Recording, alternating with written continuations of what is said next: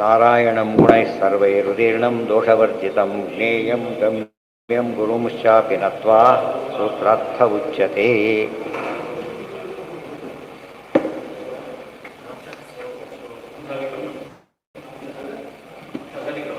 ಅಂಶಾಧಿಕರಣ.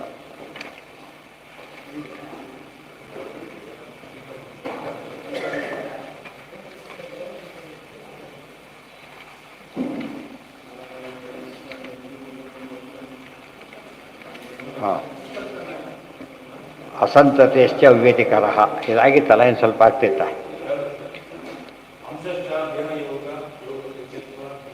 ಅಂಶ ಮುಗೀತದಲ್ಲ, ಮುಗೀತು. ಈಗ ಅಸಂತತೆಶ್ಚ ಅವ್ಯತಿಕರ ಓಂ ಅಪೂರ್ಣ ಶಕ್ತಿತ್ವಾಚ ಜೀವಸ್ಯ ನ ಮತ್ಸ್ಯಾದಿ ಸಾಮ್ಯಂ. ದೇವರ ಅಂಶ ಭಿನ್ನಾಂಶನೋ ಸ್ವರೂಪಾಂಶನೋ ಸಮ ಅಂತ ಯಾಕೆ ಕರಿಬಾರ್ದು? ಕರೀಲಿಕ್ಕೆ ಬರೋದಿಲ್ಲ ಅಂತ ಹೇಳ್ತಾರೆ. ಗೊತ್ತಾಯ್ತಾ? ಸಮ ಕರೀಲಿಕ್ಕೆ ಬರೋದಿಲ್ಲ, ಬೇರೆಯೇ ಅದು. ಅದಕ್ಕೆ ದೃಷ್ಟಾಂತ ಕೊಡ್ತಾರೆ, ಕೊಟೇಶನ್ ಪ್ರಮಾಣ.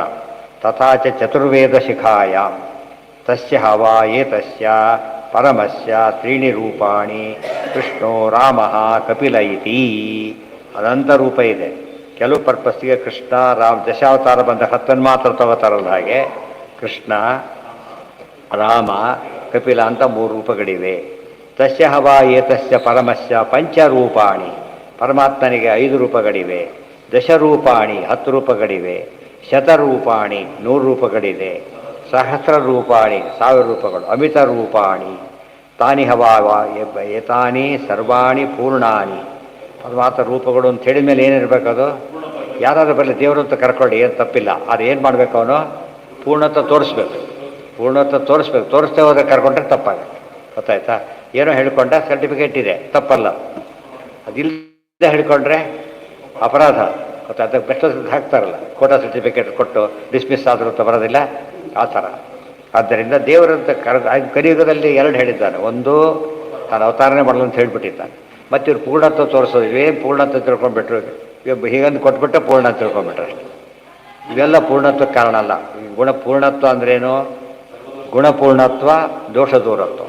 ಗುಣಪೂರ್ಣತ್ವ ಅಂದರೆ ಸರ್ವದೋಷ ಸರ್ವಗುಣ ಪೂರ್ಣತ್ವ, ಸರ್ವ ಕಲ್ಯಾಣ ಗುಣಪೂರ್ಣತ್ವ, ಅನಂತಾನಂತ ಕಲ್ಯಾಣ ಗುಣಗಣ ಪೂರ್ಣತ್ವ.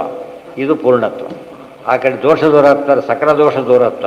ಇವ್ರು ಬಂದಿರೋದೇ ಮೋಸ ಮಾಡಲಿಕ್ಕೆ, ಇನ್ನೇನು ದೋಷ ಬೇಕು ಅದಕ್ಕೆ? ದೇವರಂತ ಕರ್ಕೊಳ್ಳೋದೇ ಮೊದಲು ಮೋಸ. ಆದ್ದರಿಂದ ಸರಿಯಲ್ಲ.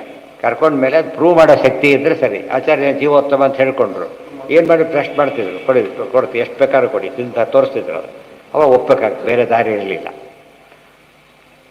ಇವತ್ತು ಯಾವುದೋ 10 ಬಟ್ಟೆ ಕೊಟ್ಟರೆ ಎಷ್ಟು ಬಟ್ಟೆ ಅಂದರೆ ತಪ್ಪಾಗೋದಿಲ್ಲ. ಮತ್ತು ಅವ್ರೆ ಸುಮ್ಮನೆ ಅನ್ನಲಿ ಹೋಗಲಿ ರೇಟ್ ಹಾಕಿರೋದು ಯಾವುದಾದ್ರು ಅದು ತಪ್ಪು. 10 ಬಟ್ಟೆ ರೇಟಲ್ಲಿ ಕೊಟ್ಟರೆ ಎಷ್ಟು ಬೇಗ ಹೇಳ್ಕೊಂಡೆ ತಲೆ ಕೆಡೋದಿಲ್ಲ. ಮೋಸ ಮಾಡಬಾರ್ದು. ಯಾನಿ ನಮಗೆ ಆ ರೀತಿ ಮಾಡಿ ಸರ್ಕಾರ ಆ್ಯಕ್ಷನ್ ತೊಗೊಳುತ್ತೆ. ಗೋಲ್ಡ್ ಹಾಲ್ಮಾರ್ಕ್ ಯಾತಕ್ಕೆ ಹಾಕ್ತಾರೆ ಅಂದರೆ ಗೊತ್ತು, ಜವಾಬ್ದಾರರು ಅದಕ್ಕೆ. ಆದರೆ ಇದಕ್ಕೆ ಯಾರು ಇಲ್ಲೇ ಇಲ್ಲ. ದೇವರಂತ ಕರ್ಕೊಂಡು ಶಿಕ್ಷೆ ಇಲ್ಲೇ ಇಲ್ಲ. ಅದಕ್ಕೆ ದೇವರಂತ ಕರ್ಕೊಂಡು ಶಿಕ್ಷೆ ಮೊದಲು ಶಿಕ್ಷೆ ಕೊಡಬೇಕು. ನಾನೇ ಸರ್ಕಾರ ಅಂದರೆ ಸುಮ್ಮನೆ ಇರ್ತಾರೆ ಅವರು?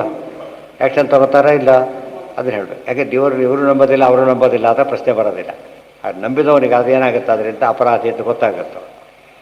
ಏತಾನಿ ಸರ್ವಾಣಿ ಪೂರ್ಣಾನಿ ಸರ್ವಾಣಿ ಅನಂತಾನಿ ಸರ್ವಾಣಿ ಸಂಮಿತಾನಿ. ಪ್ರತಿಯೊಂದು ಪೂರ್ಣ ಸಂಮಿತ ಅಂದ್ರೇನು? ಸಮ್ಯಕ್ ಮಿತಾನಿ. ಸರ್ವಾಣಿ ಅನಂತ, ಎಲ್ಲರೂ ಕೂಡ ಅನಂತನೇ. ಅದೇ ರೀತಿ ಸರ್ವಾಣಿ ಪೂರ್ಣಾನಿ ಅಥಾವರಾಹ ಸರ್ವೇವ ಅಪೂರ್ಣಾಹ. ಎಷ್ಟು ಸುಮ್ಮನಾಗಲಿಲ್ಲ. ಇನ್ನೊಂದು ಗುಂಪಿದೆ, ಅವರೆಲ್ಲ ಅವರು ಪೂರ್ಣರಲ್ಲ ಅಂತ ಹೇಳಿದ್ದಾರೆ. ಈ ಅಪೂರ್ಣಾಹ ಸರ್ವೇವ ಬದ್ಧಂತೆ ಅಥವಾ ಮುಚ್ಚಂತೆ ಚ ಕೇಶವ ಇತಿ. ಬದ್ಧಂತೆ ಮುಚ್ಚಂತೆ. ಬಂಧನಕ್ಕೊಳಗಾಗೋರು ಇದ್ದಾರೆ, ಮೋಕ್ಷಕ್ಕೆ ಹೋಗೋರು ಇದ್ದಾರೆ. ಇದೊಂದು ಮಾತು ಹೇಳ್ತಾರೆ. ಎಲ್ಲರೂ ಬ್ರಹ್ಮ ಅಂತ ಹೇಳೋದಾದರೆ ಹೋಗಿ ಸಾತ್ವಿಕರನ್ನು ಬ್ರಹ್ಮ ಅಂತ ಹೇಳೋಕ್ಕೆ ಬರೋದಿಲ್ಲ. ಪರಮ ತಾಮಸರು ಅವರನ್ನು ಬ್ರಹ್ಮ ಅಂತ ಕರಿಬೇಕಾಗುತ್ತೆ. ಗೊತ್ತಾಯ್ತಾ? ಅರ್ಥ ಆಯ್ತಾ? ಎಷ್ಟು ಅನ್ಯಾಯ ಆಗುತ್ತಾಗ. ಆ ದೃಷ್ಟಿಯಲ್ಲಿ ಏನಂತ ಹೇಳಬಾರ್ದು, ಎಲ್ಲವೂ ಬ್ರಹ್ಮ ಅಂತ ಕರೆಯಲು ಒಪ್ಲಿಕ್ಕೆ ಸಾಧ್ಯ ಇಲ್ಲ. ಹೌದು, ಅದೇ ಹೇಳ್ತಾರೆ. ಅದರ ಶುರು ಮಾಡೋದು ಹಾಗೇನೆ. ಈ ರೀತಿ ನೀವು ಬರೆಯೋದ್ರಿಂದ ಏನಾಗುತ್ತೆ ಗೊತ್ತಾ, ಎಲ್ಲರೂ ಜೀವೈಕ್ಯ ಹೇಳಿಬಿಟ್ರೆ ಎಲ್ಲರೂ ಒಳ್ಳೆಯವರಾಗಿದ್ದರೆ ಅಕಸ್ಮಾತ್ ಒಂದು ಹಂತಲ್ಲಿ ಏನು ಹೇಳ್ಬೋದು, ದೇವರಂಥವ್ರು ಅಂತ ಹೇಳುವ ಅರ್ಥ ಮಾಡೋದು ಕರೆಪಟ್ಟ. ಅದೂ ಇಲ್ಲ. ಓಂ ಆಭಾಸ ಏವಚ ಓಂ. ಮತ್ತೊಂದು ಜೀವ ಪರಮಾತ್ಮರ ಸಂಬಂಧ ಏನು ಅಂತ ಪ್ರಶ್ನೆ. ಈಗ ಸ್ವರೂಪಾಂಶ ಭಿನ್ನಾಂಶ ಅಂತ ಹೇಳಿದ್ರಿ. ಈಗ ಭಿನ್ನಾಂಶ ಅಂದ್ರೇನು, ಸ್ವರೂಪಾಂಶ ಅಂದ್ರೇನು? ಸ್ವರೂಪಾಂಶ ಅಂದರೆ ಬಿಂಬನೆ, ಭಿನ್ನಾಂಶ ಅಂದರೆ ಪ್ರತಿಬಿಂಬ ಅಂತ ಅರ್ಥ. ಗೊತ್ತಾಯ್ತಾ? ಇವರದೇ ಫೋಟೋ, ಬಟ್ ಅವನಲ್ಲ. ಫೋಟೋ ಕೊಡ್ತಾರೆ, ಇವರಪ್ಪ ನಮ್ಮಪ್ಪ ಇವನೇ ಅಂತ ಫೋಟೋ ತೋರಿಸ್ತಾನೆ. ಮತ್ತೆ ಫೋಟೋ ಇವನಪ್ಪನ ಅಲ್ಲ. ಏನಿದೆ ಅಲ್ಲಿ? ಸಾದೃಶ್ಯ ಇದೆ ಅಷ್ಟೇ ಹೊರತು ಇದಲ್ಲ. ಅದಕ್ಕೆ ಬಿಂಬ ಪ್ರತಿಬಿಂಬಗಳಿರೋ ಸಾದೃಶ್ಯ. ಇದು ನಾನೇ ಫೋಟೋ, ಇದು ನಾನೇ ನೋಡೋದು ತೋರಿಸ್ತಾನೆ. ಅವನು ಅಲ್ಲ. ಯಾಕೆ? ಏನಿದೆ ಅಲ್ಲಿ? ಸಾದೃಶ್ಯ ಅಷ್ಟೇ. ರೂಪಂ ರೂಪಂ ಪ್ರತಿರೂಪೋ ಬಭೂವ ಓಂ ಆಭಾಸ ಏವ ಚ ಓಂ. ಮಹಾಭಾರತ ತಾತ್ಪರ್ಯದಲ್ಲಿ ಹೇಳಿದ್ದಾರೆ. ಆಭಾಸಕೋಶ್ಯ ಪವನಃ ಪವನಸ್ಯ ರುದ್ರಃ ಎಲ್ಲ ಬಿಂಬ ಪ್ರತಿಬಿಂಬ ಭಾವ ಕಂಟಿನ್ಯೂ ಆಗ್ತಾ ಹೋಗುತ್ತೆ. ಹಾಗೆ ಇತಿ ಸಾಮ್ಯಂ ವರಾಹೇ ಚ. ವರಾಹ ಪ್ರಾಣ ಕೋಟ್ ಮಾಡ್ತಾರೆ. ವೇದ ಇದು. ರೂಪಂ ರೂಪಂ ಪ್ರತಿರೂಪೋ ಬಭೂವ. ಪರಮಾತ್ಮನ ಪ್ರತಿಯೊಂದು ಕೂಡ ಪ್ರತಿಬಿಂಬ ಹೊರತು ಏನಲ್ಲ, ಬಿಂಬ ಪರಮಾತ್ಮ ರೂಪಗಳು ಮಾತ್ರ. ದ್ವಿರೂಪಂ ಅಂಶಕೌತಸ್ಯ ಪರಮಸ್ಯ ಹರೇರ್ವಿಭೋ ಪ್ರತಿಬಿಂಬಾಂಶಕಶ್ಚಾತ ಸ್ವರೂಪಾಂಶಕ ಏವ ಚ. ಈ ಮೂರು ಅರ್ಥ ಆಯ್ತು ನಮಗೀಗ. ಏನು? ಸ್ವರೂಪಾಂಶ, ಭಿನ್ನಾಂಶ. ಇನ್ನೊಂದು ಯಾವುದು? ಬಿಂಬ ಪ್ರತಿಬಿಂಬ. ಅದಕ್ಕೆ ದೃಷ್ಟಾಂತ ಕೊಟ್ಟರೆ ಭಿನ್ನಾಂಶ ಎಲ್ಲ ಪ್ರತಿಬಿಂಬ, ಸ್ವರೂಪಾಂಶ ಎಲ್ಲ ಬಿಂಬ. ಇದು ಅರ್ಥ ಮಾಡಿಕೊಂಡ್ರೆ ಸಮಸ್ಯೆ ಬರೋದೇ ಇಲ್ಲ. ಇದು ಕನ್ಫ್ಯೂಸ್ ಮಾಡ್ಕೊಂಡು ಏನು ಮಾಡಿಬಿಟ್ರು ಅವರು? ಪ್ರತಿಬಿಂಬನೇ ಬರುವಂತ ಕರೆದ ಮೇಲೆ ಬಿಂಬನ ಒಂದಾಯ್ತಲ್ಲ ಅಂತ ಕಟ್ಕೊಂಡು ಈ ಶ್ರುತಿನೇ ಇಟ್ಕೊಂಡ್ರು. ಅರ್ಥ ಆಗಲಿಲ್ಲ. ಅದೇ ಹೇಳಿದ್ದು. ಪ್ರತಿಬಿಂಬ ಬಿಂಬಗಳಿಗೆ ಐಕ್ಯ ಅಂತ ಹೇಳ್ಕೊಂಡ್ರು. ತಪ್ಪದು. ಪ್ರತಿಬಿಂಬಗಳಿಗೆ ಭೇದ ಇರೋದಕ್ಕೆ ಇಲ್ಲ ಬಿಂಬ ಅಂತ ಪ್ರತಿಬಿಂಬ ಅಂತ ಯಾಕೆ ಸೇರಿಸ್ಬೇಕಾದ್ರೆ ಇಬ್ಬರದು ಒಂದೇ ಆಗೋದು ಇನಿಷಿಯಲ್ ಚೇಂಜ್ ಮಾಡ್ತಾರೆ. ಕಾರಣ ಇಲ್ಲ. ಅದೇ ಮತ್ತೆ ಒಂದೇ ಅವರು ಉಪಾಧಿಯಿಂದ ಕಾಣಿಸ್ತಾ ಇಲ್ಲ. ಈ ಉಪಾಧಿ ಬಂದುಬಿಟ್ಟಿದೆ. ಅದಕ್ಕೆ ಬೇರೆ ಅಂತ ಅನಿಸ್ತಾ ಇದೆ. ಆ್ಯಕ್ಚುಲಿ ಒಬ್ಬರೇ ಅಂತ ವಾದ ಇಲ್ಲ. ದ್ವಿರೂಪಂ ವಂಶಕೌತಸ್ಯ ಪರಮಸ್ಯ ಹರೇರ್ವಿಭೋ ಪ್ರತಿಬಿಂಬಾಂಶಕಶ್ಚಾತ ಸ್ವರೂಪಾಂಶಕ ಏವ ಚ. ಪ್ರತಿಬಿಂಬಾಂಶಕ ಜೀವಾಹ. ಜೀವರೆಲ್ಲ ಪ್ರತಿಬಿಂಬಾಂಶಕರು. ಪ್ರಾದುರ್ಭಾವ ಪರೇ ಸ್ಮೃತಃ. ಉಳಿದೆಲ್ಲ ಪ್ರಾದುರ್ಭಾವಗಳು. ಅವೇನವು? ಸ್ವರೂಪಾಂಶಗಳು. ಪ್ರತಿಬಿಂಬೇಶು ಅಲ್ಪಸಾಮ್ಯಂ ಚ. ಪ್ರತಿಬಿಂಬ ಅಂದರೆ ಯಾತಕ್ಕೆ ಕರೀತಾರೆ ಅಂದರೆ ಸಾಮ್ಯ ಇದೆ. ಎಷ್ಟು ಸಾಮ್ಯ ಇರುತ್ತೆ? ಕಿಂಚಿತ್ ಸಾಮ್ಯ. ಉದಾಹರಣೆಗೆ ಫೋಟೋ ನಿಮ್ಮಪ್ಪನ ಅಲ್ಲ ಬಿಡಿ, ಇಲ್ಲ ರೀ ದೇವರಾಡಿ ನಮ್ಮ ಅಪ್ಪನೇ, ಅದು ಬೇರೆ ಇರುತ್ತೆ. ದೇವರಾಡಿ ಬೇರೆ ಹೇಳ್ತಾರೆ. ಇಷ್ಟು ಹೇಳಿದರೆ ಏನಿರೋದಲ್ಲಿ? ಅಲ್ಲ ರೀ ಫುಲ್ ಸಾಮ್ಯ ಇದೆ ಅಂತ ಕೇಳಿದರೆ ಬ್ಲ್ಯಾಕ್ ಆ್ಯಂಡ್ ವೈಟ್ ಫುಲ್ ಸಾಮ್ಯ ಇಲ್ಲ, ಕಲರ್ ಫುಲ್ ಸಾಮ್ಯ ಇಲ್ಲ. ಯಾಕೆಂದರೆ ಲೈಫೇ ಇಲ್ಲ. ಫಸ್ಟ್ ಅದಕ್ಕೆ ಜೀವನೇ ಇಲ್ಲ. ಅದರಲ್ಲಿ ಫುಲ್ ಸಾಮ್ಯ ಎಲ್ಲಿಂದ ಬರುತ್ತೆ? ಸಾಧ್ಯನೇ ಇಲ್ಲ. ಪ್ರತಿಬಿಂಬಾಂಶಕ ಜೀವಾ ಪ್ರಾದುರ್ಭಾವ ಪರೇ ಸ್ಮೃತಾ. ಎಷ್ಟು ಸರ್ತಿ ಕೆಲವರು ಯಾರದೋ ಮನೆಯಲ್ಲಿ ದೊಡ್ಡ ಫೋಟೋ ಹಾಕಿಡ್ತಾರೆ ತಂದೆದು, ಲೈಫ್ ಸೈಜ್. ಹೌದು, ಅವ್ರು ಕೂತಿದ್ದಾರೆ ಅನಿಸ್ಬೇಕು. ಅವ್ರು ನೋಡಿ ಇಲ್ಲ ಅಂತ ಗೊತ್ತಿದ್ದವ್ರಿಗೆ ಪರವಾಗಿಲ್ಲ. ಇವ್ರು ನಮ್ಮಪ್ಪ ಹೌದಾ ಮಾತಾಡ್ಸೋಕೆ ಹೋಗೋಷ್ಟು ಬಟ್ಟಿಗಿರ್ತಾರೆ. ಅದು ಭ್ರಮೆ. ಅದು ಉಳಿದವ್ರ ಬಗ್ಗೆ ತಿಳ್ಕೊಂಡ್ರೆ ಭ್ರಮೆ. ಅದು ಇದಲ್ಲ, ನಿಜವಾದ್ದಲ್ಲ. ಪ್ರತಿಬಿಂಬಾಂಶಕ ಜೀವಾ ಪ್ರಾದುರ್ಭಾವ ಪರೇ ಸ್ಮೃತಾ ಪ್ರತಿಬಿಂಬೇಶು ಅಲ್ಪಸಾಮ್ಯಂಸ್ತು ಸ್ವರೂಪಾಣೀತರಾಣಿತು ಸೋಪಾಧಿರಣುಪಾಧಿಶ್ಚ ಪ್ರತಿಬಿಂಬೋ ದ್ವಿಧೇಯತೆ. ಪ್ರತಿಬಿಂಬಗಳು ಎರಡು ವಿಧ. ಮತ್ತೆ ಪ್ರತಿಬಿಂಬಗಳು ಕೂಡ ಎರಡು ವಿಧ. ಒಂದು ಸೋಪಾಧಿಕ ಪ್ರತಿಬಿಂಬ, ನಿರುಪಾಧಿಕ ಪ್ರತಿಬಿಂಬ ಅಂತ ಕರೀತಾರೆ. ಇದು ಸೂಕ್ಷ್ಮ, ಬೇರೆ ಕಡೆ ಹೇಳಿಲ್ಲ, ಇಲ್ಲಿ ಹೇಳ್ತಿರೋದು. ಜೀವ ಈಶಸ್ಯ ಅನುಪಾಧಿ ಇಂದ್ರಚಾಪೋ ಯಥಾರವೇಹೇ ಇತಿ ಪೈಂಗಿ ಶ್ರುತಿ. ವೆರಿ ಇಂಪಾರ್ಟೆಂಟ್ ಇದು. ಏನಂತ ಹೇಳ್ತಾರೆ? ಜೀವ ಹೇಗೆ ಅಂದರೆ ಇಂದ್ರಚಾಪ ಇದ್ದ. ಇಂದ್ರಚಾಪ ಅಂದರೆ ಕಾಮನ ಬಿಲ್ಲಿಗೆ ಉಪಾಧಿನೇ ಇಲ್ವಲ್ಲ. ಅದಕ್ಕೇನೆ ಜೀವನಿಗೆ ಜೀವ ಸ್ವರೂಪ ಪ್ರತಿಬಿಂಬ. ಎಂಥ ಪ್ರತಿಬಿಂಬ ಅಂತ ಕೇಳಿದರೆ ನಿರುಪಾಧಿಕ ಪ್ರತಿಬಿಂಬ. ಉಳಿದೆಲ್ಲ ಏನವು ಸೋಪಾಧಿಕ ಪ್ರತಿಬಿಂಬ ಅಂತ ಹೇಳ್ಬಿಟ್ಟು ಇಲ್ಲಿ ಸಮಸ್ಯೆ ಬಂತು. ಎಷ್ಟೋ ಜನ ಏನು ಮಾಡಿದ್ರು ಪ್ರಶ್ನೆ ಮಾಡ್ತಾರೆ ಇಲ್ಲಿ ಹೇಳ್ತಾ. ಹಾಗಿದ್ದರೆ ಇಲ್ಲಿ ಎರಡು ಗಮನಿಸ್ಬೇಕು. ಇಲ್ಲಿ ನಿರುಪಾಧಿಕ ಪ್ರತಿಬಿಂಬ ಜೀವ ಅಂತ ಇಲ್ಲಿ ಕರೆದ್ರು. ಗೀತಾಭಾಷೆಯಲ್ಲಿ ಹೇಳಬೇಕಾದ್ರೆ ಉಪಾಧಿ ಇದೆ ಅಂತ ಹೇಳಿದರು. ಗೊತ್ತಾಯ್ತಾ? ಇಲ್ಲಿ ಉಪಾಧಿ ಇರೋದ್ರಿಂದ ಇನ್ನೊಂದು ಬೇರೆ ಇದೆ ಅಂತ ಹೇಳಿದರು. ಯಾವುದು ಭಿನ್ನಾಭಿಪ್ರಾಯ ಅಲ್ಲ. ಕರೆಕ್ಟಾಗಿ ಅದು ಅರ್ಥ ಮಾಡಿಕೊಂಡ್ರೆ ಎಲ್ಲ ಸರಿ ಇದೆ. ಇಲ್ಲಿ ಅನುಪಾಧಿಕ ಪ್ರತಿಬಿಂಬ ಅಂತ ಹೇಳಿದರೆ ಪ್ರತಿಬಿಂಬ ಉಪಾಧಿಗಳು ಎರಡು. ಏನಂತ? ಸ್ವರೂಪನೇ ಉಪಾಧಿ ಆಗೋದು ಬೇರೆ, ಇನ್ನೊಂದು ಉಪಾಧಿ ಇರೋದು ಬೇರೆ. ಸ್ವರೂಪ ಉಪಾಧಿ ಆದಾಗ ಏನಂತ ಕರೀತಾರೆ? ಅದಕ್ಕೆ ಸ್ವರೂಪನೇ ಉಪಾಧಿ ಆದರೆ ನಿರುಪಾಧಿಕ, ಬೇರೆದು ಉಪಾಧಿ ಆದರೆ ಸೋಪಾಧಿಕ ಅಷ್ಟೇ. ಆದ್ದರಿಂದ ಹೌದು ಅಷ್ಟೇ, ಯಾವಾಗಲೂ ಇರಬೇಕು. ಸ್ವರೂಪದಲ್ಲೇ. ಅದು ಕಾಮನಲ್ಲಿ ಎಕ್ಸಾಂಪಲ್ ಅದು ಕೊಟ್ಟು ಆಚಾರ ಕೊಟ್ಟ ಏನು ಹೇಳಿದ್ರಲ್ಲಿ ಸೈನ್ಸ್ನವ್ರು ಭಾರಿ ಗಲಾಟೆ ಮಾಡ್ತಾರೆ. ಏನಂತ ನೋಡಿದ್ರೆ ಇದು ಕಾಮನ್ ನಿರುಪಾಧಿಕ ಪ್ರತಿಬಿಂಬನ ಉಪಾಧಿ ಇದ್ದೇ ಇದೆ, ಗೊತ್ತಾಯ್ತಾ? ಉಪಾಧಿ ಇದ್ದೇ ಇದೆ. ರಾತ್ರಿ ಕಾಣುತ್ತಾ ಕಾಮನ್ ಬಿಲ್ಲು? ಇಲ್ಲ, ಅಲ್ಲಿಂದ ಶುರುವಾಯಿತು. ಉಪಾಧಿ ಇರೋದಕ್ಕೆ ಕಾಣೋದು, ಸುಮ್ಮನೆ ಕಾಣೋದಿಲ್ಲ. ಅದೇನಿರ್ಬೇಕು, ಅಲ್ಲಿ ವಾಟರ್ ಪಾರ್ಟಿಕಲ್ಸ್ ಇರಬೇಕು, ರಿಫ್ಲೆಕ್ಟ್ ಆಗಬೇಕು, ಅದು ಇಲ್ಲವರು ಬರೋದಿಲ್ಲ, ಗೊತ್ತಾಯ್ತಾ? ಆದ್ದರಿಂದ ಅದು ಉಪಾಧಿಕ ಅಂದರೆ ಈ ರೀತಿ ಅರ್ಥ. ಅಲ್ಲಿ ನಿರುಪಾಧಿಕ ಅಂತ ಆಚಾರ್ಯ ಅರ್ಥ ಏನು ಅಂದರೆ, ಇಲ್ಲೆಲ್ಲ ಇದ್ದಾಗ ಕಾಣೋ ಉಪಾಧಿ ಅಲ್ಲಿಲ್ಲ ಅಷ್ಟೇ. ಅದಕ್ಕೆ ನಿರುಪಾಧಿಕ ಅಂತ ಕರೆದಿದ್ದೇ ಹೊರತು ಬೇರೆ ಅಲ್ಲ. ನಮ್ಮ ನಿರ್ವಿಕಲ್ಪಕ ಪ್ರತ್ಯಕ್ಷ, ಸವಿಕಲ್ಪಕ ಪ್ರತ್ಯಕ್ಷ ಅದು ಒಂದು ಮಾತಿದೆ, ಅದೇ ನಮ್ಮದಲ್ಲದು, ಯಾರ್ದದು? ನೈಯಾಯಿಕರ ಕಾನ್ಸೆಪ್ಟ್. ನಿರ್ವಿಕಲ್ಪಕ ಪ್ರತ್ಯಕ್ಷ, ಸವಿಕಲ್ಪಕ ಪ್ರತ್ಯಕ್ಷ. ಏನು ಹಾಗಂದರೆ ಇವನು ಗೊತ್ತಾಯ್ತು, ಹೆಸರಿದು ಎಲ್ಲ ಗೊತ್ತಾಗ್ಬಿಟ್ರೆ ಸವಿಕಲ್ಪಕ, ಏನೋ ಅಂತ ಗೊತ್ತಾದರೆ ನಿರ್ವಿಕಲ್ಪಕ ಅಂತ ಕರೀತಾರೆ. ಆಚಾರ್ಯ ಹೇಳ್ತಾರೆ ತಪ್ಪದು. ಯಾಕೆ? ಉದಾಹರಣೆಗೆ ನಾವು ಕೂತಿದ್ದು ಯಾರೋ ಹೋಗ್ಬಿಟ್ರು, ಯಾರೋ ಹೋದ್ರು, ಏನಂತ ಗೊತ್ತಾಗಲಿಲ್ಲ, ಇದು ನಿರ್ವಿಕಲ್ಪಕ ಅವ್ರ ಪ್ರಕಾರ.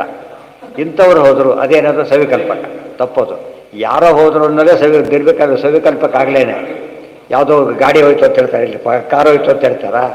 ಯಾರೋ ಮನುಷ್ಯ ಹೋದ ಅಂತ ಅರ್ಥ. ಅಂದರೆ ವಿಕಲ್ಪ ಇದೆಲ್ಲ ನಿರ್ಗುಣ ಶಬ್ದ ಹೇಗೋ ಹಾಗೆ. ಅಬ್ಸಲ್ಯೂಟ್ಲಿ ನಿರ್ವಿಕಲ್ಪಕ ಅನ್ನೋ ಪದ ಇರೋಕ್ಕೆ ಸಾಧ್ಯನೇ ಇಲ್ಲ, ಗೊತ್ತಾಯ್ತಾ? ಇದು ಅಂತ ಕರೆದಾಗಲೇ ಬಂದೋಯ್ತಾಗಲೇ ಇಲ್ಲ ಅಂತ ಹೇಳಬಾರ್ದು. ಆರರ್ಥದಲ್ಲಿ ಸ್ವರೂಪ ನಿರೂಪ ಅಂತ ಹೇಳಿದ್ದೆ ಹೊರತು ಸೈನ್ಸ್ ಪ್ರಕಾರ ಏನಿದೆ ಆಚಾರ ಹಿಡಿದು ಅದೇ. ಅದಕ್ಕೆ ಅಲ್ಲಿ ಹೇಳ್ತಾರೆ ಗೀತಾ ಭಾಷೆಯಲ್ಲಿ, ಜೀವನಿಗೂ ಉಪಾಧಿ ಇದೆ ಅಂತ ಹೇಳಿದರು. ಸ್ವರೂಪನೇ ಉಪಾಧಿ, ಇಲ್ಲಿ ಅದೇ ಉಪಾಧಿ, ಇನ್ನೊಂದು ಉಪಾಧಿ ಇಲ್ಲ. ನಿಮ್ಗೆ ಡೈರೆಕ್ಟ್ ಅದೇ ಕಾಣಿಸುತ್ತೆ, ಉಳಿದು ಗೊತ್ತೇ ಆಗೋದಿಲ್ಲ. ಅದಕ್ಕೆ ನಿರುಪಾಧಿಕ ಅಂತ ಕರೆದ್ರೆ ಹೊರತು ಏನಂತ ಹೆಸರಲ್ಲ ಅದಕ್ಕೆ, ಅದು ಸೋಪಾಧಿಕನೇ. ಈ ಕ್ಲಾರಿಫಿಕೇಶನ್ ಗೊತ್ತಿಲ್ಲ, ನಮ್ಮವರೇ ತುಂಬ ಜನ ಕಾಮೆಂಟ್ ಮಾಡ್ತಾರೆ. ಅದನ್ನು ಗೀತಾ ಭಾಷೆ ಓದಿರೋಲ್ಲ, ಅದು ಸಮಸ್ಯೆ ಇರೋದು. ಗೀತಾ ಭಾಷೆ ತುಂಬ ಜನ ಓದಿರೋದಿಲ್ಲ, ಅದನ್ನು ದೊಡ್ಡ ವಾಕ್ಯಾರ್ಥ 3 ತಾಸು ಮಾಡಿ ಕೊನೆಗೆ ನೆಕ್ಸ್ಟ್ ಟೈಮ್ ನೋಡೋಣ ಅಂತ ಬಿಟ್ಬಿಡ್ತಾರೆ. ಇಲ್ಲೇ ಇದೆ ಆಯ್ತಾ, ಸ್ಪಷ್ಟ ಹೇಳ್ತಾರೆ. ಅದು ಬೇರೆ, ಅದು ಅದ್ವೈತದ ಉಪಾಧಿ ಖಂಡನೆ ಮಾಡ್ತಾರೆ. ಉಪಾಧಿಯಿಂದಾಗಿ ಬ್ರಹ್ಮ ಜೀವನಂತೆ ಕಾಣ್ತಾನೆ. ಯಾವ ಉಪಾಧಿ? ಸಾಧ್ಯನೇ ಇಲ್ಲ ಅಂತ, ಅದು ಬೇರೆ. ಆ ಉಪಾಧಿ ಬೇರೆ, ಈ ಉಪಾಧಿ ಬೇರೆ. ನಾವು ಉಪಾಧಿನೇ ಖಂಡನೆ ಮಾಡೋಕ್ಕೆ ಹೊರಟಿಲ್ಲ. ಉಪಾಧಿ ಖಂಡನ ಅಂದರೆ ಉಪಾಧಿ ಕಾನ್ಸೆಪ್ಟ್ ಖಂಡನೆ ಮಾಡ್ತಾ ಇಲ್ಲ. ಅವರು ಬ್ರಹ್ಮನಿಗೆ ಉಪಾಧಿ ಅದನ್ನು ಒಪ್ಪ ದೋಷ ಹೇಳ್ತಾರೆ ನಾವು, ಅಷ್ಟೇ ಹೊರತು ಬೇರೆ ಅಲ್ಲ, ಗೊತ್ತಾಯ್ತಾ? ಉಪಾಧಿ ಕಾನ್ಸೆಪ್ಟ್ ಒಳ್ಳೆಯದು, ತಪ್ಪಲ್ಲ.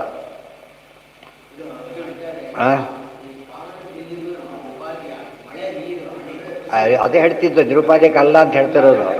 ನಿರುಪಾಧಿಕ ಅಂತ ಎಲ್ಲಿ ಕರೆದಿದ್ದಾರೆ? ಸ್ವರೂಪೋಪಾಧಿಕ ಅಂತ ಅರ್ಥ, ಅಷ್ಟೇ ಹೊರತು ಏನಲ್ಲ ಅದು. ನಿರುಪಾಧಿಕ ಅನ್ನೋ ಕಾನ್ಸೆಪ್ಟೇ ಪ್ರತಿಬಿಂಬ ಮೇಲೆ ಏನಿರ್ಬೇಕಲ್ಲಿ? ಉಪಾಧಿ ಇರಲೇಬೇಕು. ಉಪಾಧಿ 2 ವಿಧ, ಅದಕ್ಕೆ ಹೇಳ್ತಾರೆ. ಸ್ವರೂಪನೇ ಉಪಾಧಿ ಆಗೋದು ಬೇರೆ, ಬೇರೆ ಉಪಾಧಿ ಆಗೋದು ಬೇರೆ, ಅಡಿಷನಲ್ ಉಪಾಧಿ ಬೇರೆ. ಉದಾಹರಣೆಗೆ ಸಿಂಪಲ್ ಹೇಳ್ತೇನೆ ಕೇಳಿ, ಅರ್ಥ ಆಗುತ್ತಾಗ. ಒಬ್ಬನು ಮೈಲಿಗೆಯಲ್ಲಿದ್ದ, ಮುಟ್ಲಕ್ಕೆ ಪದೇ ಸ್ನಾನ ಮಾಡ್ಕೊಬ ಅಂತ ಹೇಳಿದರು. ಮುಟ್ಕೊಂಡು ಬಂದ, ಸರಿ ಹೋಗ್ಬಿಟ್ಟು. ಯಾಕೆ? ಏನು ಮಡಿ ಅಂತ ಪಾಪ ಇದೆ. ಇನ್ನೊಬ್ಬರು ಸೂತಕದವನು, ನಾನು ಸ್ನಾನ ಕೆಟ್ಟ ಹುಟ್ಟೋದು. ಉಪಾಧಿ ಎಲ್ಲಿದೆ ಅವರಿಗೆ? ಒಳಗಡೆ, ಇವ್ರಿಗೆ ಹೊರಗಡೆ ಇದೆ. ಉದಾಹರಣೆಗೆ ಮೈಲಿಗೆಯನ್ನು ಮುಟ್ಟಿದ, ಇವನಿಗೂ ಮೈಲಿ ಆದ. ಮೈಲಿಗೆಯವನಿದ್ದಾನೆ, ಇವರು ಸ್ನಾನ ಮಾಡಿದರೆ ಶುದ್ಧರಾಗೋದಿಲ್ಲ ಅವನು, ಯಾಕೆ? ಸ್ವರೂಪದಲ್ಲೇ ಇದೆ. ಅರ್ಥ ಆಯ್ತಾ? ಈಗ ಆಗ ನಮಗೆ ಅರ್ಥ ಆಗುತ್ತೆ, ಸ್ವರೂಪೋಪಾಧಿ ಬೇರೆ, ಬಾಹ್ಯೋಪಾಧಿ ಬೇರೆ. ಗೊತ್ತಾಯ್ತಿಲ್ಲ? ಎಲ್ಲರೂ ಸ್ನಾನ ಮಾಡಿಬಿಟ್ಟು ಗಂಗಾ ಸ್ನಾನಕ್ಕೆ ಹೋಗಿ ತಕ್ಷಣ ಒಂದೇ ಸರಿ ಗಂಗಾ ಸ್ನಾನ ವಿಷಯ ಹೋಗ್ಬಿಟ್ಟು ಹೋಗ್ತಿತ್ತದು, ಹೋಗೋದಿಲ್ಲ, ಹೋಗಬಾರ್ದು ಕೂಡ. ತೀರ್ಥ ಮುಟ್ಟಬಾರ್ದು ಆ ಸಮಯದಲ್ಲಿ, ಗೊತ್ತಾಯ್ತಾ? ನೀರು ಹಾಕ್ಸೋಬೇಕು, ಅವ್ರು ತೀರ್ಥಗಳನ್ನೇ ಮುಟ್ಟಬಾರ್ದ. ಯಾವ ಕಾಲಕ್ಕೂ ತೀರ್ಥನ ಬಯಲಿಗೆ ಮುಟ್ಟಬಾರ್ದು. ಒಂದು ಸ್ನಾನ ಮಾಡಿದ್ರೆ ಯಾವ ತೀರ್ಥನೂ ಮುಟ್ಟಬಾರ್ದು. ಇದು ನಮಗೆ ಅರ್ಥ ಆಗುತ್ತೆ. ಫಾರಿನರ್ಸು ಮುಟ್ಲಕ್ಕೆ ಬಿಡೋದಿಲ್ಲ, ಸ್ನಾನ ಮಾಡಿದ್ರು ಮುಟ್ಲಕ್ಕೆ ಬಿಡೋದಿಲ್ಲ. ಫುಲ್ಲು ಸೆಕ್ಯೂರ್ಡ್ ಅದು, ಯಾರು ಹೋಗ್ಲಿಕ್ಕೆ ಬಿಡೋದಿಲ್ಲ, ಅಷ್ಟು ಪ್ರೊಟೆಕ್ಟಾಗಿ ಬರ್ತಾರೆ. ನಮ್ಮಲ್ಲಿ ಹಾಗಲ್ಲ. ನಮ್ಮಲ್ಲಿ ಆ ಕಾನ್ಸೆಪ್ಟ್ ಇದೆ. ಏನು ಕಾನ್ಸೆಪ್ಟ್ ಇದೆ? ಹಾಗೆ ಮಾಡಬೇಡಿ, ಸ್ನಾನ ನಿಂತು ಹೋಗುತ್ತೆ, ಸ್ನಾನ ಮಾಡಿಬಿಟ್ಟು ಅದು ಸರಿ ಹೋಯ್ತು. ಎಷ್ಟು ಡಿಫರೆನ್ಸ್ ಗೊತ್ತಾಯ್ತಾ? ಅರ್ಥ ಆಯ್ತಾ? ಈಗ ಅದು ಶುದ್ಧರಾಗಿ ಮುಟ್ಟಬೇಕೇ ಹೊರತು ಬೈಲಲ್ಲಿ ಮುಟ್ಟಬಾರ್ದು. ಇವರೇನು ಮಾಡಿದ್ರಿಲ್ಲ, ಅತಿರೇಕ ಎಲ್ಲ ಹೋಗಿ ಅಲ್ಲೂ ಜೊತೆ ಅಲ್ಲೇ ಶುರು ಮಾಡಿಬಿಡ್ತಾರೆ. ಅಲ್ಲಿ ಯಾವುದು ಮುಟ್ಟಬಾರ್ದು, ಎರಡು ಟು ಎಕ್ಸ್ಟ್ರೀಮ್ಗಳು, ಹಾಗೆ ಮಾಡಬಾರ್ದು. ಈ ರೀತಿ ಮುಟ್ಟಿ ತಪ್ಪಲ್ಲ. ಇದು ನಮ್ಮಲ್ಲಿ ಹೇಳಿ. ಕರೆಂಟ್ ಮುಟ್ಟೇಬಾರ್ದು ಅಂತ ರಿಪೇರಿ ಮಾಡೋದು ಹೇಗೆ? ನೀವೀಗ ಕರೆಂಟ್ ರಿಪೇರಿ ಮಾಡಲಿಕ್ಕೆ ಬರೋದಿಲ್ಲ. ಅದಕ್ಕೆ ವ್ಯವಸ್ಥೆ ಮಾಡ್ಕೊಂಡು ಮಾಡಿ, ಶಾಕ್ ಪಡಿಸ್ಕೊಳ್ಳೋದ್ರಿಂದ ಮಾಡಬೇಕೇ ಹೊರತು ಇದು ಯಾರು ಎಲೆಕ್ಟ್ರಿಷಿಯನ್ನೇ ಆಗೋದಿಲ್ಲ, ಯಾರು ಕೂಡ. ತಪ್ಪದು. ಪ್ರೊಟೆಕ್ಷನ್ ತಗೊಳ್ಳಿ ಅಂತ ಅರ್ಥ.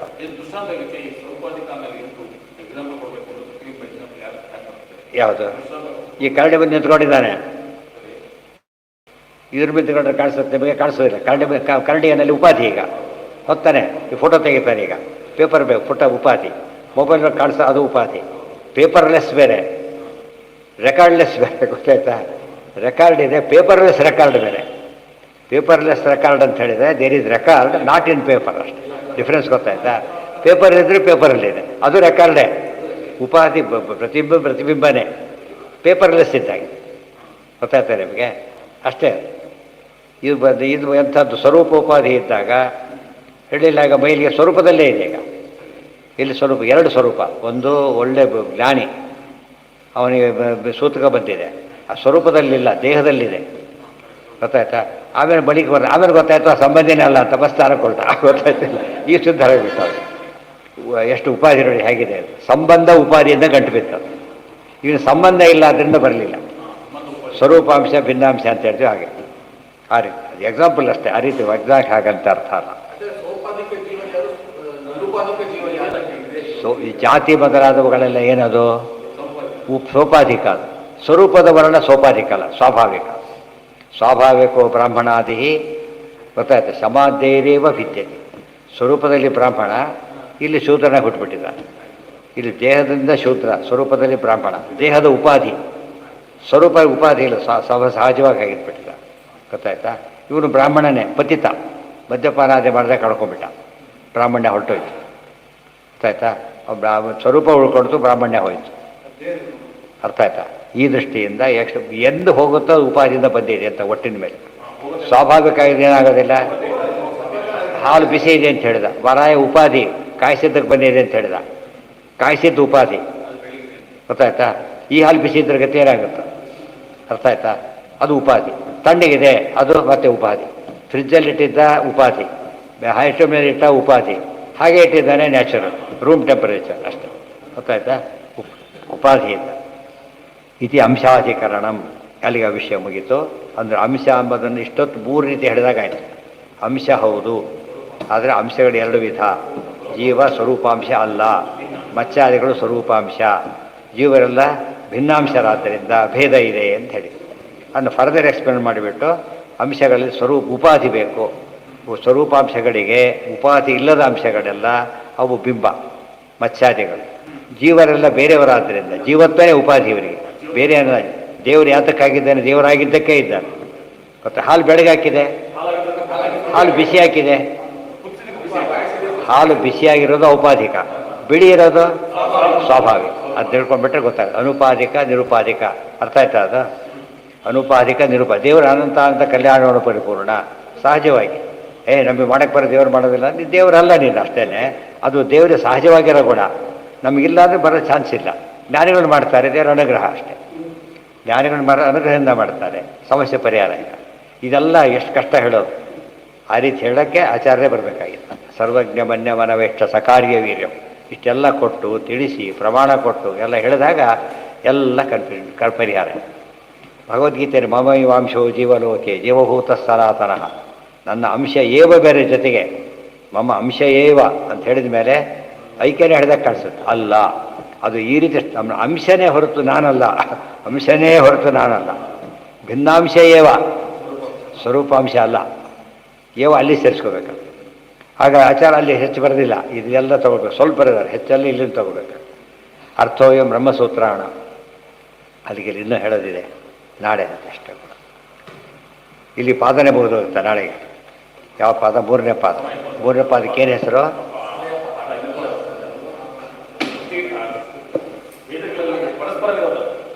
ಯಾವುದಕ್ಕೆ? ಶ್ರುತಿಗಳಿಗೆ. ಪರಸ್ಪರ ಶ್ರುತಿ ವಿರೋಧ ಪರಿಹಾರ ಮಾಡ್ತಾ ಇದ್ದಾರೆ. ಈ ಬರೋದೆಲ್ಲ ಮುಂದೆ ಬರೋದೆಲ್ಲ ನ್ಯಾಯೋಪೇತ ಶ್ರುತಿ ವಿರೋಧ ಪರಿಹಾರ ಆಗುತ್ತೆ. ನೆಕ್ಸ್ಟ್